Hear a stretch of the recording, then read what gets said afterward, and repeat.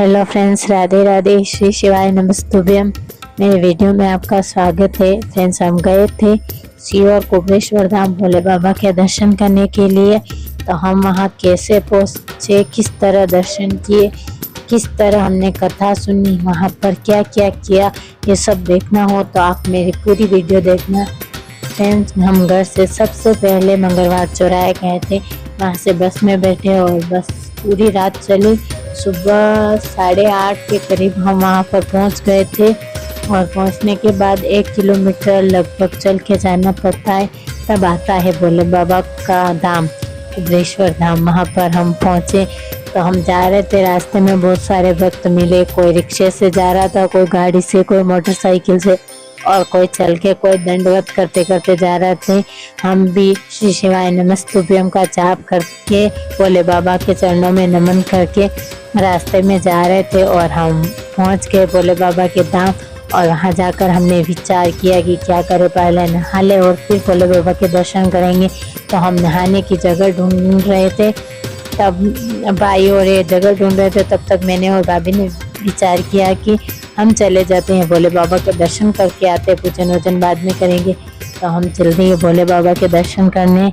ये फर्स्ट बार हम दर्शन कर रहे हैं भोले बाबा के। तो यहाँ पर बहुत भीड़ थी, सभी लोग पूजन भी कर रहे थे। तो हम थोड़ी देर रुके और फिर चले गए थे। वहाँ जाकर सब बोले कि पानी की तो और कोई व्यवस्था नहीं है बाहर। तो हमने एक रूम ले लिया 8 जनों ने मिलकर। तो हम वहीं पर नहाए और नहाने के बाद खाना भी वहीं पर मंगा लिया और वहाँ खाना वाना खा के फिर आए थे हम पूजन करने। और पूजन करने के लिए हम घर से जो भी सामान लेके आए थे पूजन का, वो सब लेके हम यहाँ आए थे पूजन करने के लिए। यहाँ पर कंकर शंकर की पूजन की जाती है और वो किस तरह की जाती है वो मैं आपको बताऊंगी। सबसे पहले मैंने 5 कंकर बीने मेरे भाव और मन से। इन 5 कंकर को बीन के स्वच्छ पानी से धोया, उनको साफ किया, फिर वहाँ पर एक जगह पर स्थापित किया।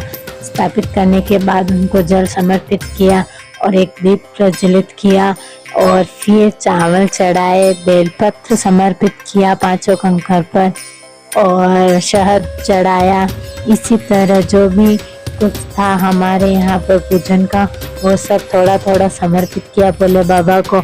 और फिर हाथ जोड़ के भोले बाबा से निवेदन किया, बा से प्रार्थना की और फिर वहाँ से एक कंकर उठाया और मैंने ले लिया कंकर को और जिसको मैं अपने घर लाई और फिर उनकी पूजन करती हूँ।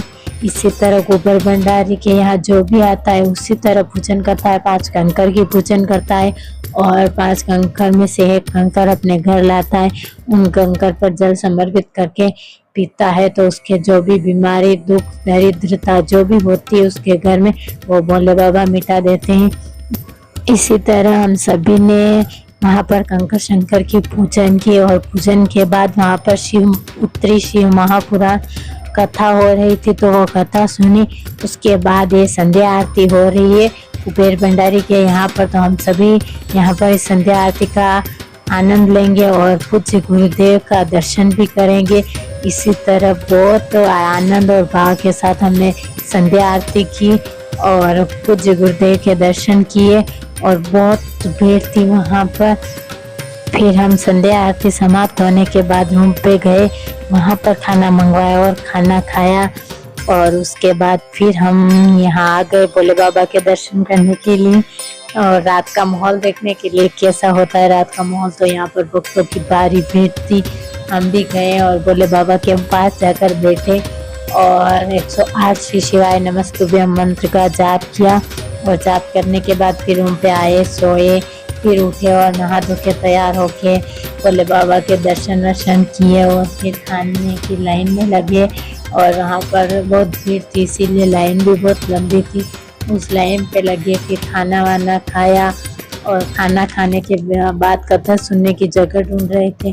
तो छाँव में तो जगह मिलने से रही क्योंकि सभी लोग रात से ही वहीं पर सोए हुए थे, तो उनकी जगह थी, हमको कौन बिठाए।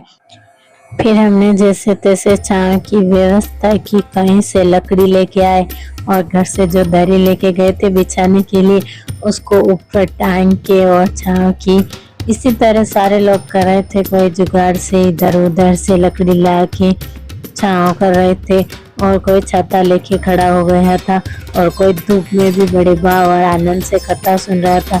इसी तरह हमने भी बड़े भाव और आनंद से कथा सुनी और वहाँ पर तो बहुत सारे लोग आते हैं और बहुत भाव और आनंद से कथा सुनते हैं, आनंद लेते हैं, खुशियाँ मनाते हैं। बहुत ही भाव है एक दूसरे को पानी खाने का और जो कुछ हो इच्छा हो सभी बांटते रहते हैं और बड़े खुशी खुशी भोले बाबा की भक्ति करते हैं और आनंद लेते हैं। ये मंदिर निर्माण का कार्य चल रहा है यहाँ पर और वो सामने व्यासपीठ दिख रही है, वहाँ पर बैठ के हमारे पूज्य गुरुदेव कथा करते हैं और फिर कथा की आरती हुई और कथा पूरी होने के बाद हमने संध्या आरती का आनंद लिया और ये संध्या आरती हो रही है और हम पास में जाते लेकिन भीड़ बहुत थी तो हम पास में नहीं जा पाए। उसी तरह संध्या आरती पूरी होने के बाद अब हम जा रहे हैं रूम पे और फिर खाना वाना खा के हम वापस आए थे यहाँ बाबा के यहाँ पर, क्योंकि उस दिन कथा की शिवरात्रि थी तो वहाँ पर भक्तों ने भजन संध्या रख रखी थी। बहुत सारे लोग भजन बोल रहे थे और कोई पूजन कर रहा था।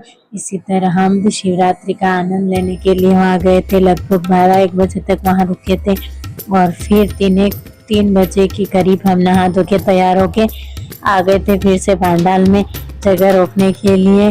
और ये देखो हमारे पूज्य गुरुदेव के दर्शन किए हमने बड़े भाव और आनंद से और फिर कथा सुनी भाव और आनंद से। कथा पूरी हुई उसके बाद हमने भोजनशाला में जाकर खाना खाया। उस दिन भी लाइन बहुत लंबी थी फिर भी गए थे और उसके बाद हम आए थे गौशाला में गौ माता का दर्शन किया और यहाँ भी देखिए बहुत अच्छी गायें थी और बहुत अच्छी व्यवस्था थी। फिर हम आए थे, उस दिन बारिश हो रही थी, देखो बारिश में भी भक्त किस तरह पूजन कर रहे थे, कोई छाँव में नहीं जा रहा था, बारिश हो रही थी फिर भी सभी यहाँ पूजन कर रहे थे। और ये यहाँ पर वहाँ पर गंगा शंकर की पूजन करते हैं, वहाँ पर ये शिवलिंग है छोटा सा, वहाँ पर भी लोग पूजन कर रहे थे। इसी तरह हमने सब जगह दर्शन कर लिए और हमारे 3 दिन कथा सुनी थी तो वो 3 दिन पूरे हो गए लास्ट कथा। उसके बाद हम गए थे रुद्राक्ष लेने और रुद्राक्ष की लाइन थी बहुत लंबी, 3-4 लाइनें थी, वो सारी लाइनें भरी हुई थी और हम भी जा रहे हैं रास्ते में श्री शिवाय नमस्ते बोलते बोलते बाबा से रुद्राक्ष मांगने जा रहे हैं कि बाबा हमारी झोली में भी रुद्राक्ष भर दो जिससे हमारे घर में जाए और हमारे सारे दुख मिटे। इस तरह हमने भी 3 दिन की शिवपुत्री शिव महापुराण कथा सुनी। राधे राधे, धन्यवाद।